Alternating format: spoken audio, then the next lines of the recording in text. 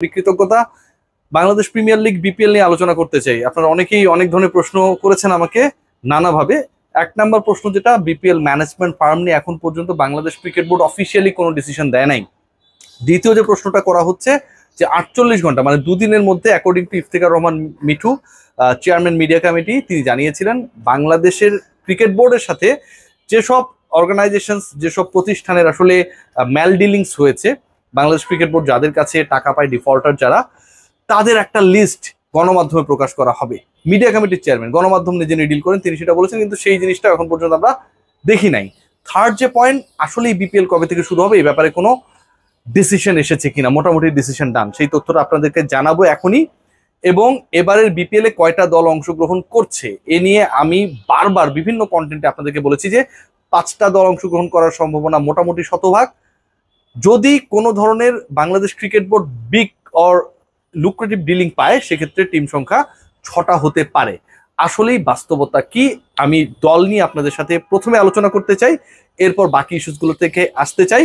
এবং সাব্বির রহমানকে কেন্দ্র করে রংপুর এবং বরিশালের বাইরে, রংপুর এবং বরিশাল, আবারও বলছি, বিপিএল এর সবচেয়ে গুরুত্বপূর্ণ যে দুটা দল, ফরচুন বরিশাল এবং রংপুর রাইডার্স, বসুন্ধরা গ্রুপের দল, অনেক বড় সময় ধরে বাংলাদেশ ক্রিকেটে কন্ট্রিবিউট করছে, এই দুই দলের বাইরে সাব্বির রহমানকে দলভুক্ত করার জন্য প্রবাবল ফ্র্যাঞ্চাইজি হিসেবে যারা কর্মকাণ্ড পরিচালনা করছেন, যারা রেসের মধ্যে রয়েছেন, তারা খুব বেশি আগ্রহী। আমার সাথে অন্তত 2-3 জন কথা বলেছেন বিভিন্ন প্রতিষ্ঠানের সাথে যারা জড়িত, they want Sabbir in their team.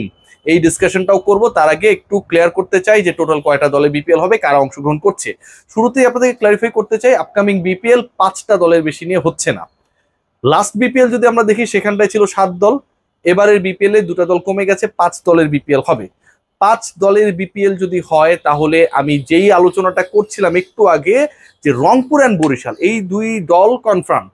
যে যাই বলুক না কেন, এই দুই দলকে বাদ দেওয়ার, এই দুই দলের বাদ পড়ার কোনো ধরনের লজিক্যাল রিজন নাই। অন্য সবাই এক পাল্লায়, এই দুই দল আরেক পাল্লায়। সো রংপুর এবং বরিশাল ফিক্সড।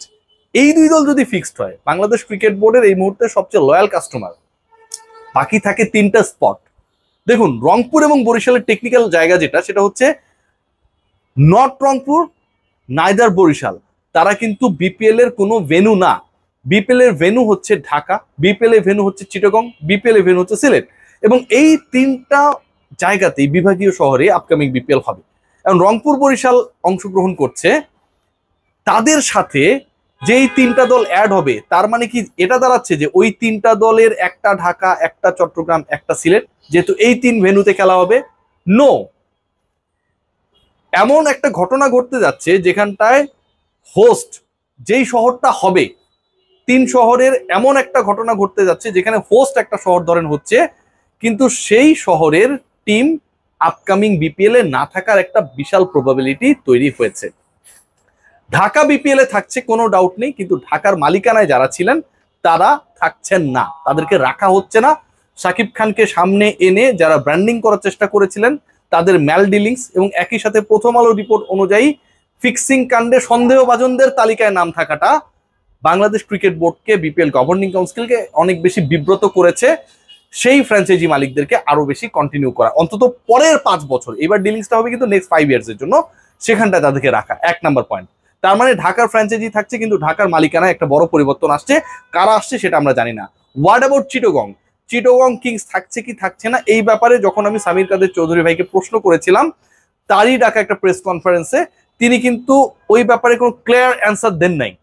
সো অফিসিয়ালি আমরা ক্লিয়ার অ্যান্সার পাই নাই। এখন যে ঘটনাটা ঘটেছে, আমি যতটুকু জানতে পারছি যে চট্টগ্রাম কিংস যেহেতু ক্লারিফিকেশন দেয় নাই, বা তারা যে থাকতেই চায় এরকম কোনো ধরনের বোল্ড ডিসিশন তারা দেয় নাই, অনেকেই কম বেশি আগ্রহী হয়েছে চট্টগ্রামের ব্যাপারে। আবার একই সাথে চট্টগ্রামকে যেহেতু termination notice Bangladesh cricket board পাঠিয়েছে, সেটা নিয়ে একটা লিগেল ইস্যুস চলছে, সেটা যদি ফাইনালাইজ হয়ে যায়, সেক্ষেত্রে চট্টগ্রাম দলের মালিকানায়ও পরিবর্তন আসবে এবং চট্টগ্রাম দল থাকবে। তার মানে 2টা ভেন্যু ঢাকা চট্টগ্রাম রিলেটেড যে আলোচনাটা হচ্ছে, সেখানে ঢাকা এবং চট্টগ্রামের টিম থাকবে, বা ঢাকা এবং চট্টগ্রামের নাম পরিবর্তন হচ্ছে।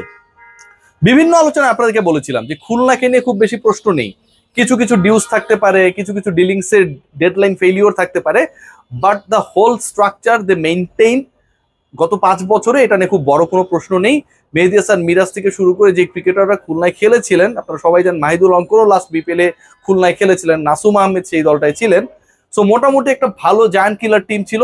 সেই দল যদি বিপিএল অংশগ্রহণ করে তাহলে তাহলে সিলেটের সুযোগ নেই, তাহলে রাজশাহীর সুযোগ নেই। কারণ ঢাকা এবং চিটংকে যদি আমি অ্যাড করি, তাদের সাথে যদি থাকে বরিশাল এবং রংপুর, নাম্বার অফ টিমস 4টা হয়ে গেল। তো স্পট তো ফাঁকা থাকছে একটা। বিপিএল কিন্তু যেভাবেই হোক 5 দলের বেশিতে বিপিএল হচ্ছে না, 5টাই দল থাকবে। ওই একটা স্পটের জন্য সিলেট, ওই একটা স্পটের জন্য রাজশাহী, এবং ওই একটা স্পটের জন্যই আলটিমেটলি রেসে রয়েছে খুলনা।